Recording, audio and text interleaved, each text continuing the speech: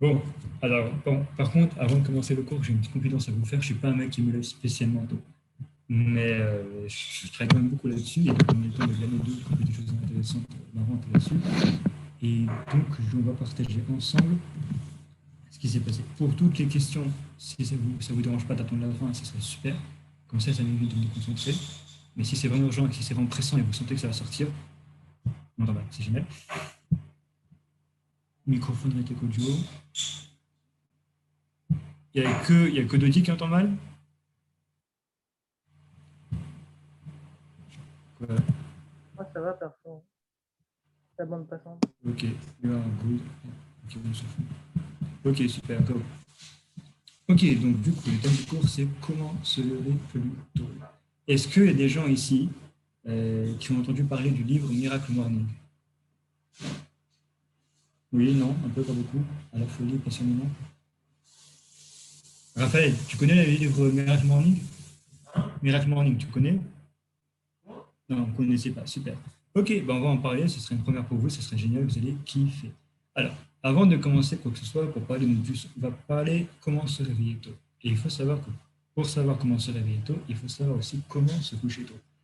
Ça, c'est une phrase de Ravi Sanitaire, je pourrais la dire.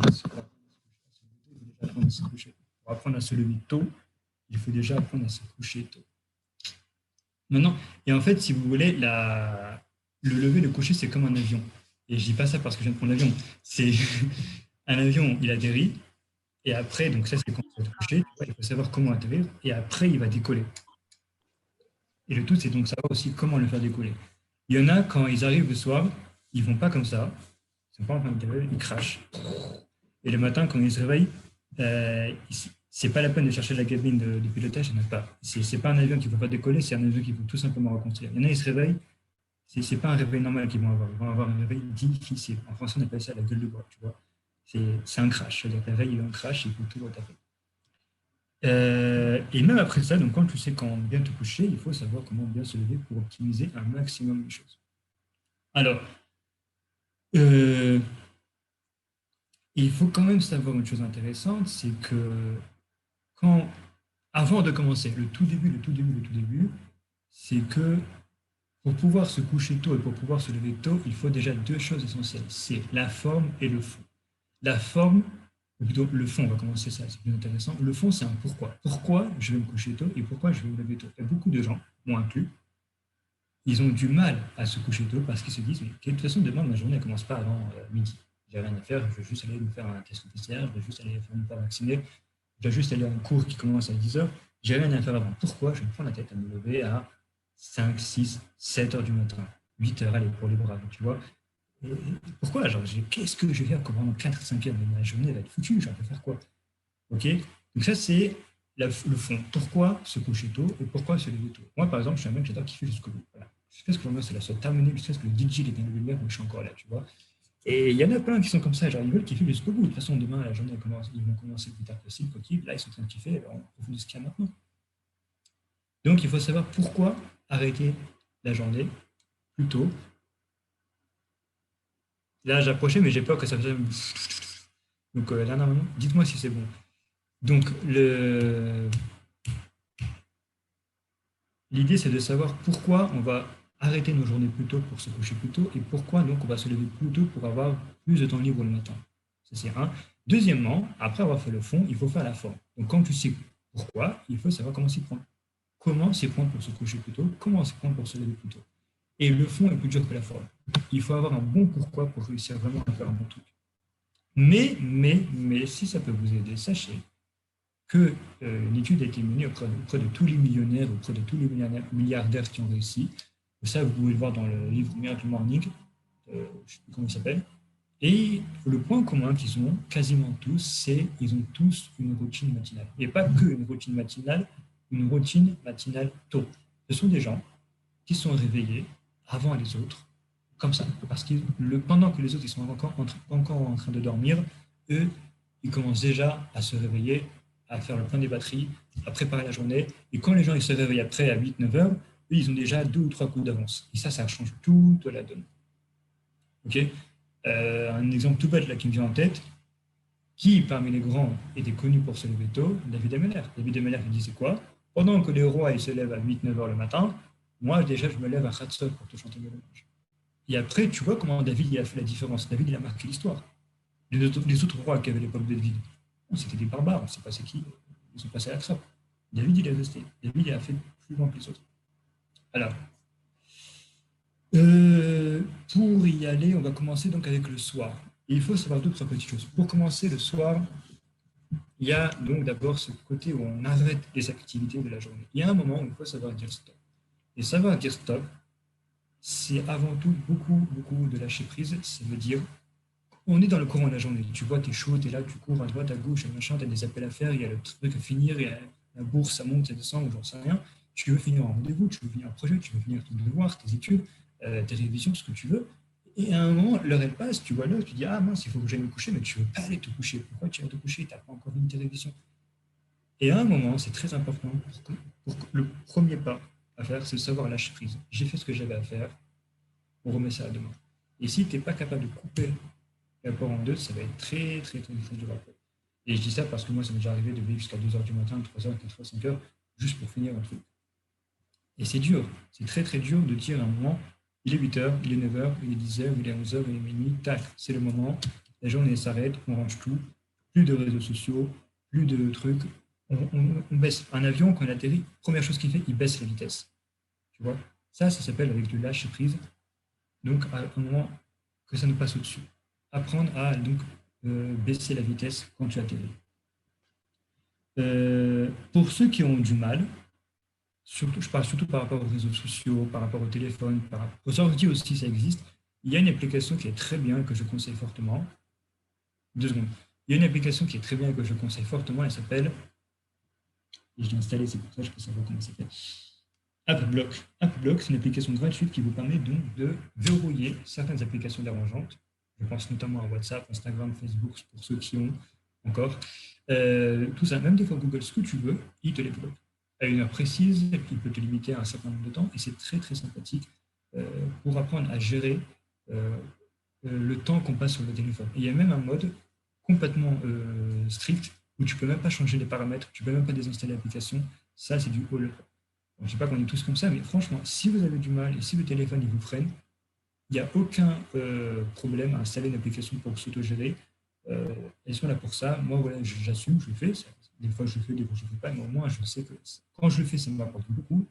Et je vous invite à chacun de prendre conscience des fois qu'il y a des gens, des ingénieurs qui sont 1000 fois plus intelligents que vous et que nous, qui travaillent sur les ordinateurs, qui travaillent pour nous rendre plus addicts aux réseaux sociaux, pour nous rendre plus addicts au téléphone, pour nous en rendre encore plus addicts à Internet, pour encore plus pouvoir consommer, être plus présents dans leur société des réseaux sociaux. Il y a eu une question au moment. Pas de question?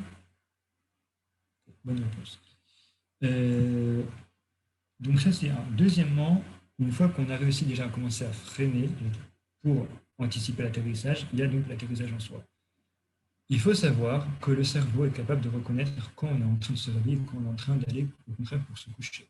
Et donc, c'est très important, il y a beaucoup, beaucoup de gens qui parlent de ça, de mettre en place ce qu'on appelle une routine du sommeil. Ça veut dire que tu prends des habitudes que tu fais tous les soirs avant d'aller dormir. Et pas forcément des habitudes ouf, hein. Ça peut être lire, ça peut être baisser la lumière, ça peut être faire son lit. Tu vois, avant de dormir, tu fais ton lit parce que tu as envie de dormir. Ça peut être n'importe quelle habitude. Prendre un thé. Moi, j'avais des potes qui prenaient un thé ensemble avant d'aller dormir. C'est cool.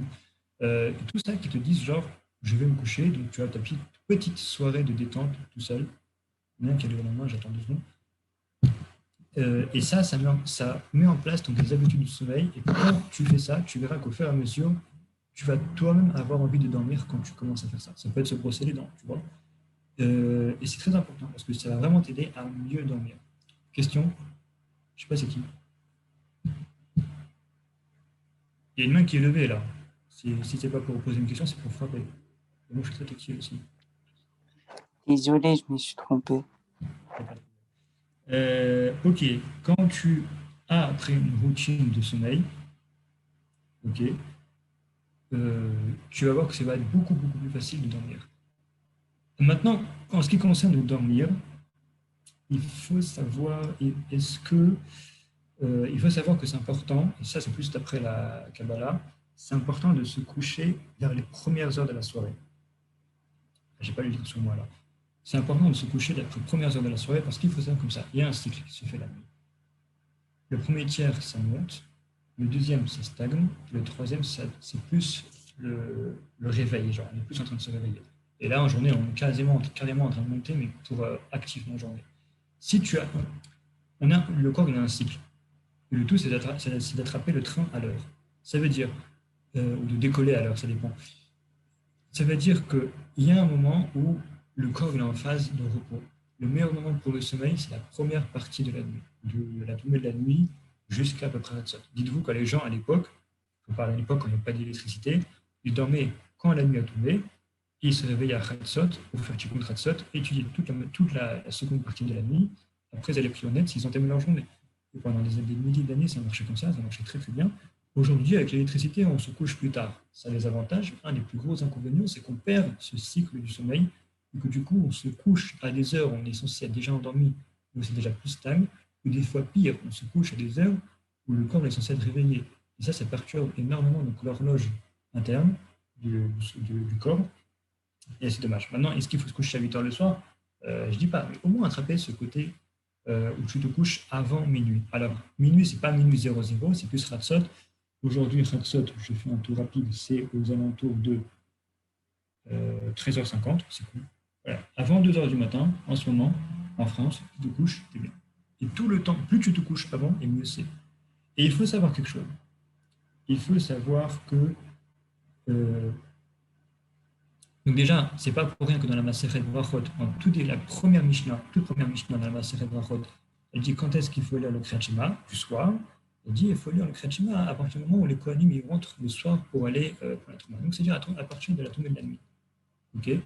Après, très bonne question, j'arrive tout à l'heure, Philippe. Et après, elle dit et jusqu'à quand on peut lire le Kriyat Shema?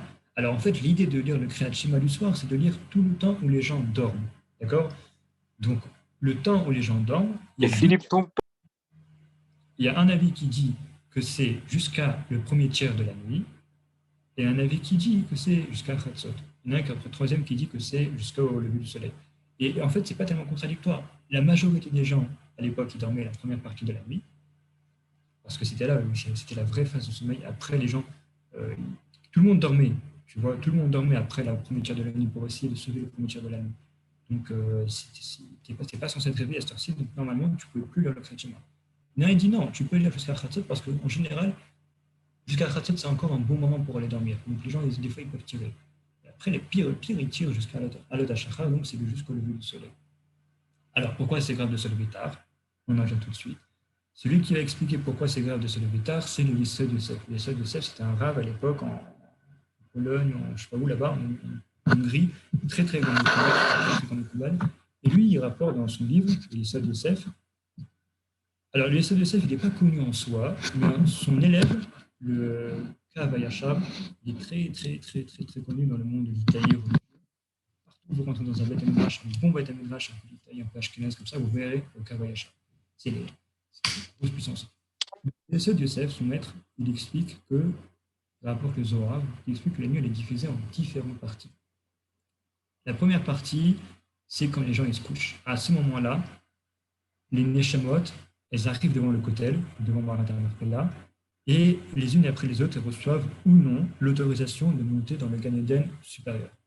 Okay. Donc c'est tous les Neshamot des gens qui vont dormir, tous les Neshamot des gens qui tout le monde, toutes les nuits, on passe tous par là-bas, et on attend, c'est comme à l'aéroport, on attend d'avoir le laissez-passer pour aller plus haut. Ça, c'est la première partie de la nuit. Le deuxième tiers de la nuit, on appelle ça des Mishnarot, des gardes. Il y a trois ou quatre gardes dans la nuit. La deuxième garde dans la nuit, elle est divisée en deux. Elle commence au deuxième tiers de la nuit jusqu'à la moitié de la nuit. Donc ça fait un petit... Ça finit comme ça. C'est tout le temps où, dans le ciel, on va pleurer la destruction du Beth Amikdash. Parce que dans le ciel, on pleure la destruction du Beth Amikdash, tout pour aller dans le ciel, pour aller. Alors, les Neshamot, elles attendent devant le Kotel ou devant Marat Marpella, je ne sais plus, un des deux, et pour aller justement dans le ciel, monter dans le Gan Eden, avec le Tzadikim, avec le Kadosh Baruch Hu. C'est là-bas que les Neshamot, elles se rechargent en batterie. Les Neshamot qui ne méritent pas ça, soit parce qu'elles ont été attrapées par les avérotes, soit parce qu'elles ont fait trop d'heures. En gros, qu'on ne les laisse pas rentrer. Il y a des Neshemot qu'on ne les laisse pas rentrer. En général, ce sont les gens que quand le matin ils se lèvent, ils ont l'impression de ne pas avoir passé une bonne nuit, ils sont fatigués comme s'ils se sont couchés la veille. C'est comme ça. Pour avoir la ségoula de rentrer vraiment en Gan Eden après, de bien recharger les batteries, que sa Neshama rentre bien dedans, la ségoula, c'est de lire très très bien le Kriyat Shema à la Mita, parce que c'est ça qui va écarter tous les avérols et tous les chélim et toutes les personnes, tous les mauvais esprits qui vont essayer d'attraper justement la Neshama pour l'empêcher de monter. Le Kriyat Shema à la Mita, c'est comme une épée, ça tranche tout le monde en deux, tu rentres, tu es tranquille avec. C'est le passeport. Je crois que j'ai vraiment pris l'avion aujourd'hui, ça se voit. La deuxième partie de la nuit, qui dure au deuxième tiers de la nuit, il est coupé en deux. Le premier tiers, c'est que tous les anges et toutes les Neshamot et tous les Tzadikim, tout le monde prie, pleure avec Akadosh Baruch Hu sur la destruction du temps. Parce que toutes les nuits, c'est comme ça.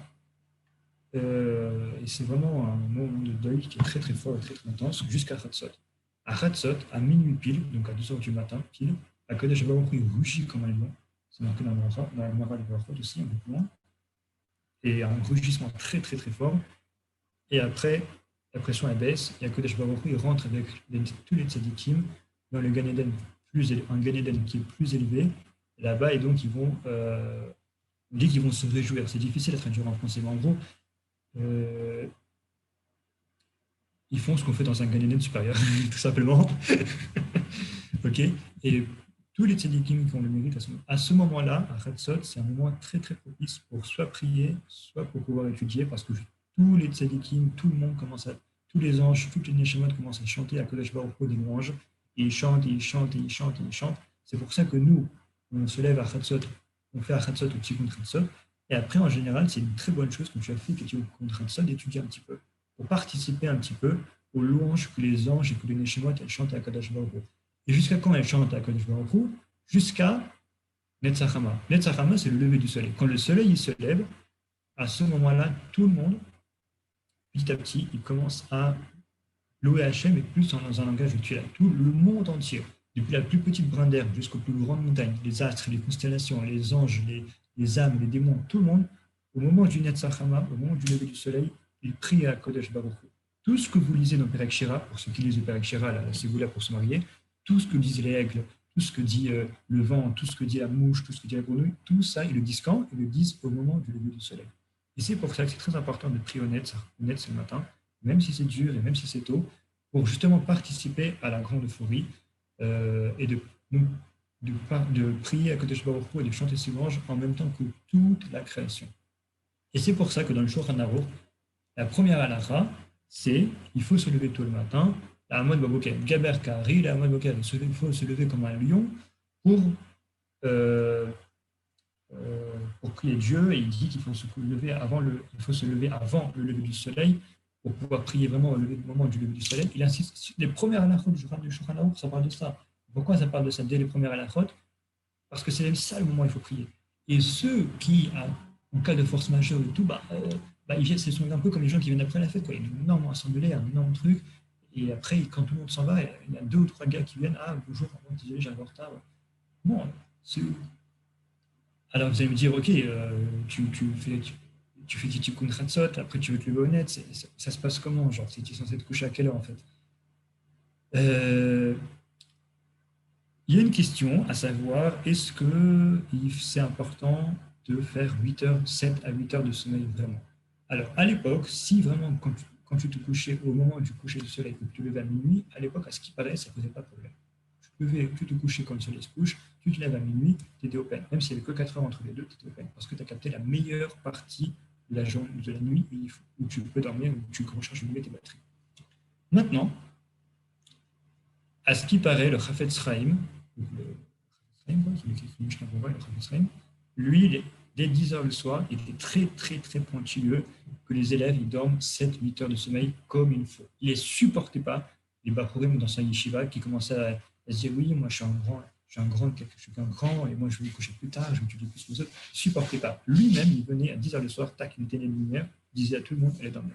Et Rav, je vais étudier un peu plus, moi je vais finir le chasse, ça va te faire voir, demain tu viens. Pour l'instant, il fallait dormir. Il n'est pas le seul. Je me rappelle très bien, une fois, je suis parti voir le rabbi de Kalov. Le père, pas le fils. Le père, et je lui ai parlé à un moment d'étudier un peu tard le soir et tout. Je lui disais, est-ce que ça se fait et tout. Il m'a dit, non, tu fais ce que tu veux, mais le soir, c'est un moment pour aller dormir. Et j'ai un peu insisté quand même. Il me dit, bon, le jeudi soir, l'aile chichi, on appelle ça, le jeudi soir, tu peux pousser un peu plus. Mais en général, tu fais attention à te coucher tôt pour te lever tôt. Donc ça, c'est un. Maintenant, il n'est pas le seul, hein. Je crois que le Rambam aussi dit pour un facilitateur de sommeil. Je sais plus. Maintenant, le gars qui a écrit Miracle Morning, qui est un livre qui nous apprend à se lever plus tôt, c'est un goy, donc je ne sais pas ce que ça vaut, mais il explique que à partir du moment où tu sais bien te coucher et que tu sais bien te lever, le temps de sommeil n'a plus d'importance parce que tu sais comment faire. Alors, je ne sais pas dans quelle mesure tu peux prendre ça. Je sais qu'en général, il ne faut pas dormir moins que 4 heures parce que moins que 4 heures, c'est chaud. Mais bon, si jamais vous avez, pour ceux qui ne peuvent pas, je ne sais pas, prenez-le comme vous voulez. D'un côté, il y a ceux qui disent qu'il faut absolument dormir 7-8 heures. D'un autre côté, il y a le gars du Miracle Morning qui dit tant que tu sais bien te coucher, que tu sais bien entrer dans sa phase de sommeil, que tu sais bien après te réveiller, il n'y a pas de souci, tout va bien. Donc prenez-le comme vous voulez. Après tout, les deux techniques mélangées un peu ensemble, c'est toujours intéressant. De toutes les façons, on sait qu'un Français, il a toujours un déficit de au moins 1 heure, 1 heure et demie de sommeil. Ça veut dire que tous les Français en général, en moyenne, dorment 6 à 5 heures par jour. 6 heures par 5, 6, 7 heures par jour. Donc dans tous les cas, si déjà vous faites moins que d'habitude, alors essayez au moins de bien dormir. Essayez de bien savoir ce que vous pouvez. Super. Maintenant qu'on a vu ça, la façon de dormir, on va voir maintenant la façon de se réveiller. Donc, comme on a vu comment bien atterrir, on va voir comment bien décoller, entamer la phase de décollage. Il y a le gars qui écrit le Miracle Morning, c'est un goy, je pense que vous l'avez compris, et il explique en fait dans son livre, il raconte un peu sa vie, il disait que bon, c'est un entrepreneur qui a réussi, qui est devenu coach, etc. Coach, ça veut dire qu'il commence à devenir un peu psychothérapeute avec les gens, et il a eu beaucoup de clients, ça a cartonné et tout. Et à un moment, ça n'allait pas. À un moment, il a eu une chute très, très, très, très, très, très dure. Vraiment dure. Et il ne savait plus quoi faire. Et à un moment, un pote à lui qui lui dit, écoute, Hal, je sais qu'il s'appelle Hal, écoute, Hal, il faut que tu fasses du jogging le matin. Le mec, il fait quoi? Moi, tu veux que je fasse un jogging le matin? Moi, j'aime lire, moi, j'aime. Ok, mais bouger, ok, mais pas sans faire du sport. Il avait une sainte horreur de faire du sport, encore pire le matin. Mais le mec, il dit, qu'est-ce que tu as à perdre? Fais du sport le matin, tu verras, ça, tu vas mieux gérer tes journées. Et le lendemain matin, il s'est levé à 6 heures, il a mis ses vieilles pompes qu'il ne sort jamais, sauf qu'il a mis ses pompes qu'il les avait louées au musée, et il a commencé à faire un jogging. Et il a fait un jogging, il a un truc, et petit à petit, il a surkiffé. Et petit à petit, il a vraiment fait du sport tous les matins, un petit jogging tous les matins. Ça lui a radicalement changé sa journée. À tel point, il était dans un état avant où, je raconte dans le livre, il dit, je suis rentré dans mon appartement, qui de toute façon n'était plus mon appartement. Il sentait la rassera, genre. Et le matin, il s'est levé, il a fait un jogging. Il a réussi non seulement à rattraper la mauvaise pente, mais en plus à aller bien plus haut que ce qu'il avait. Et avec ça a tellement bien marché pour lui, il raconte, qu'il a décidé de. Comme c'était un coach, c'était un thérapeute, donc il avait des patients, il a commencé à conseiller le truc aux patients, faire du jogging le matin. Et les patients, ils ont surkiffé. Et avec le temps, petit à petit, en faisant des recherches, en faisant des tests et tout, il a mis au point un petit système rapide que chacun peut adapter bien sûr à soi-même pour pouvoir vraiment, pour peu que tu te lèves un peu plus tôt que les autres, pour peu que tu fasses quelques petites étapes intéressantes, quelques petits trucs intéressants qui vont juste te booster. On n'est pas en train de dire tu vas te lever plus tôt pour travailler avant les autres, ou tu vas te lever plus tôt pour commencer à étudier avant les autres. Non, on ne parle pas de ça. On parle de se lever plus tôt pour mettre les batteries à fond. Tu vois? Donc quand tu arrives le matin, tu es chaud. Juste ça, pas plus. Et lui, il appelle ça les life savers, parce qu'il y a saveur. Lui, il a sauvé la vie, parce qu'il y a 6 choses en tout, 6 comme ça, qu'il faut faire plus ou moins dans l'ordre que tu veux, mais qui sont toutes importantes. La première, c'est, je vais noter ici, donc le sport, vous l'avez compris. Alors, l'idée de faire du sport, c'est vraiment de faire un maximum de sport. C'est pas là, encore dans toutes les choses que je vais vous dire maintenant, le temps n'est pas obligé. Il n'y a pas vraiment cette notion de temps. C'est pas important combien de temps vous le faites, c'est juste important de le faire. Lui, il dit que tu peux faire ça en 6 minutes. 1 minute de sport, 1 minute de truc. Tu peux faire ça en 6 minutes, 1 minute par chose. L'idée, c'est juste de le faire pour au moins échauffer le corps, pour au moins faire, comme il dit une fois un Rav Tzvi Aprakin, le fils du Rav Aprakin, faire chauffer les moteurs. J'ai peut-être pas pris ces meilleures expressions. Première chose, donc, c'est le sport. Pas du sport, la muscu, du poids, la gymnastique, du yoga, ce que tu veux, du sport, quelque chose qui fait chauffer le corps. Bon, évidemment, en fait, la première chose qu'il faut faire quand tu te lèves ici déjà, c'est de faire une petite routine de réveil. Tu te brosses les dents, tu te laves la figure, tu manges ce que tu veux, mais au moins tu sais déjà que tu commences à te réveiller. Pas que tu sautes de ton lit et tu fais du sport. Tranquillement, tu vois. Un petit truc que tu te rappelles pour te réveillé. Quand tu as fait ça, donc tu fais ton sport. La deuxième chose, la lecture, apprendre. Ce que tu veux, tu lis ce que tu veux. Développement personnel, psychologie, bourse, trading, bitcoin, j'ai trop de choses en moi. Torah, voilà. J'en sais rien, moi, management, relations humaines, ce que tu veux, voilà. Tu prends un moment pour t'apprendre, pour t'instruire. La troisième chose, je vous conseille vraiment de les noter parce que c'est pas évident, hein, sauf si vous connaissez. Et la troisième chose, c'est l'écriture. Tu écris. Alors, l'idée d'écrire, c'est donc de mettre tout ce qu'on a dans ses pensées à l'écrit, de tenir un journal intime. Il y a des applications pour ça, une qui est très bien, que j'ai beaucoup aimé, qui s'appelle My Diary. Ne pas confondre avec My Diary. J'assume parfaitement ça s'appelle. Et donc, l'idée, c'est de mettre à l'écrit, d'avoir un genre de journal intime où tu mets juste tes pensées neutres, sans jugement, comme ça à l'écrit, ce que tu as envie, ce que tu n'as pas envie, etc. Tout, c'est fait évacuer énormément. La quatrième chose, je parle de quatrième, mais encore une fois, on n'est pas obligé de tenir un ordre. La méditation, on a un moment pour méditer. On estime aujourd'hui que pour avoir une bonne méditation, il faut, enfin, pour avoir un taux sain de méditation, propre de méditation, c'est à peu près 10-15 minutes par jour pour chacun. Ok. Alors, est-ce que la tefila, c'est comme la méditation? Ça dépend si ta tefila, c'est comme la méditation. Si pour toi, la tefila, c'est un TGV, tu fais la grande vitesse, à ce moment-là, non. Mais si tu arrives à faire une tefila bien, ou au moins prendre un moment bien dans la tefila où tu es vraiment posé, pourquoi pas? À toi de voir. Après tout, tu peux essayer les deux et tu vois s'il y a une différence. Et quand tu sens qu'il y a plus de différence, tu fais que la tefila. Je ne vais pas répéter ce que j'ai déjà dit à propos de la tefila et la méditation. C'est dans le cours précédent que vous pourrez retrouver, je pense, sur YouTube. La différence, les ressemblances, etc. Méditation, ok. Pour la méditation, vous avez le petit bambou, qui est très intéressant. Il y a un truc que je voulais dire sur la méditation, mais je ne sais plus ce que c'est pas grave. Après la méditation, alors il y a les deux concepts qui vont suivre, donc les deux derniers, ils sont un peu loufoques, ils sont un peu originaux, mais ils ont leur importance. Le premier, c'est la visualisation. Et c'est très important. Tout le monde, quand il se réveille le matin, une des premières pensées qui lui vient à l'esprit, c'est je me suis réveillé, qu'est-ce qui va se passer aujourd'hui?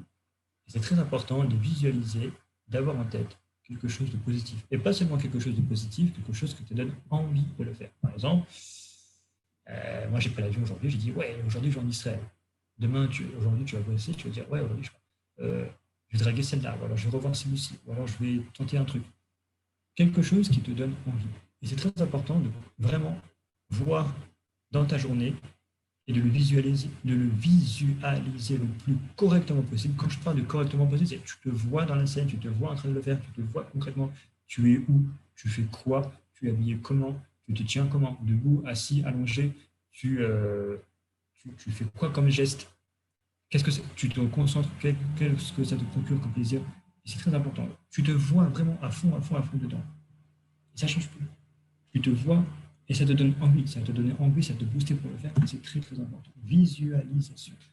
Et le deuxième, plutôt le sixième, c'est l'affirmation. Tu t'affirmes que tu peux faire que des affirmations positives, des affirmations que tu peux. Alors chacun peut avoir ses affirmations. Si c'est un peu flou, vous pouvez toujours acheter le livre Miracle Morning, il vous explique ça très bien. Tu affirmes que tu peux réussir, que tu peux y arriver, que tu vas draguer cette fille, que tu vas sortir avec ce mec, que tu vas prendre cet avion, que le voyage va bien se passer, que des choses bien. Ok. Et bracha, comme on dit, qu'on appelle ça de voir les choses avec un regard positif. Maintenant, nous, on a quelque chose en plus qui s'appelle la tefila, et surtout le matin, c'est un peu long des fois. Il faut savoir que la tefila, donc, c'est sûr que c'est mieux que la méditation. Maintenant, est-ce qu'on est au niveau de pouvoir remplacer la méditation par la tefila? Ça dépend des gens, encore une fois. Mais il faut savoir quand même deux, trois petites choses intéressantes pour la tefila. C'est que Rabbi Yaakov Abuchatzera, donc je parle du grand-père de Baba Sélé, il écrit dans un de ses livres qui s'appelle le Pitouf Echotam, je crois, sur la paracha de la semaine, la paracha Kev, si je ne me trompe pas, vrai, un des deux. Il explique qu'en fait, quand chaque personne vient dans ce monde, comme on sait, pour compléter son Nefesh, Ruach, Neshama. Ok. Et ce qui est embêtant, c'est que si tu ne l'as pas fait, il faut revenir te réincarner sur Terre pour pouvoir compléter ce que tu n'as pas pu faire. Il faut le faire. Maintenant, la base de la base de la base. Le truc qui va vraiment t'aider à pouvoir le faire, c'est la tefila. Prier 3 tuiles par jour, peu importe comment. C'est ça qui va t'aider à y arriver coûte que coûte. Ok. Donc la tefila, c'est très important parce que c'est ça qui nous aide. Et c'est tellement important que mon Rav, le Rav Laurent Berger, nous dit comment une personne peut savoir si elle est en bonne voie spirituelle ou alors si elle est en train de chuter. Il y a une réponse claire, nette, précise, la tefila. Si tu sens que la tefila, c'est comme ça, c'est bon. Si tu sens que la tefila, c'est comme ça, tu descends. Ah, t'étudies plus, moins qu'avant, que dalle. C'est pas.